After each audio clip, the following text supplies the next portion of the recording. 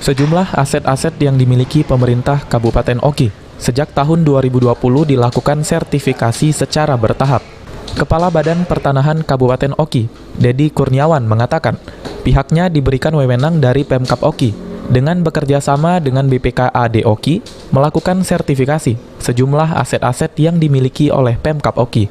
Untuk tahun 2020, pihaknya telah melakukan sertifikasi sejumlah aset sebanyak 221 item, baik itu berupa bangunan, tanah, dan lainnya, yang merupakan milik pemerintah Kabupaten Ogan Komering Ilir.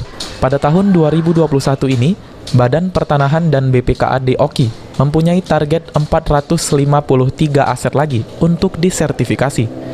Dan ditargetkan pada akhir tahun 2021 nanti, pemerintah Kabupaten Oki telah merampungkan seluruh aset dengan sertifikasi yang sah.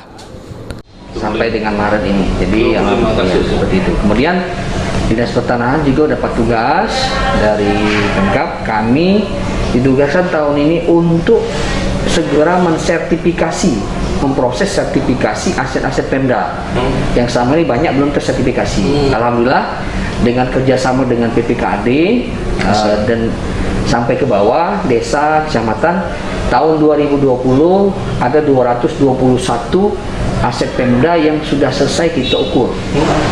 Dan dalam proses kita setor untuk pembiayaannya untuk dikeluarkan sertifikat nanti melalui BPN. Ahmad Romawi, PAL TV.